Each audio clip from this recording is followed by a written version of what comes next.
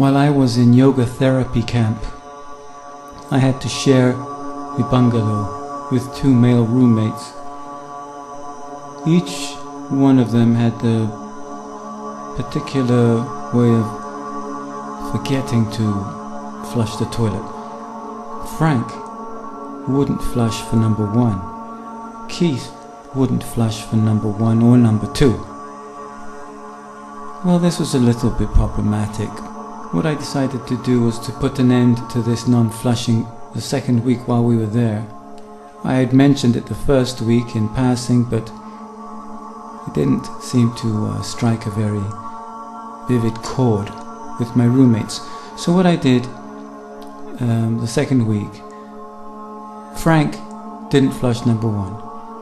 I went into the kitchen, got a little bit of powdered paprika and sprinkled some of that red goodiness powder into the toilet bowl.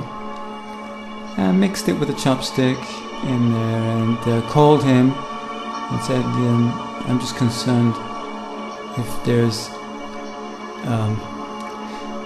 bleeding in the bladder. I'm not quite sure if you should be doing those poses that we've been working on this morning too intensely.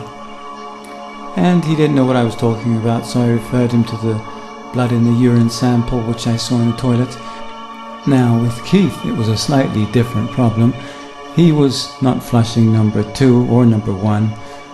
In his case I had to go fancy and had to wear my gourmet chef hat and cook up some vermicelli, the thin noodles, the thin pasta. And I took 3 irregular sized pieces and garnished his floater. Thus adorned, I was able to call his attention to his intestinal worm condition.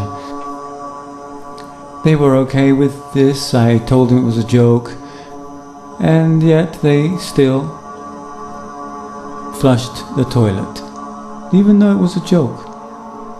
They for some reason flushed the toilet. Go figure.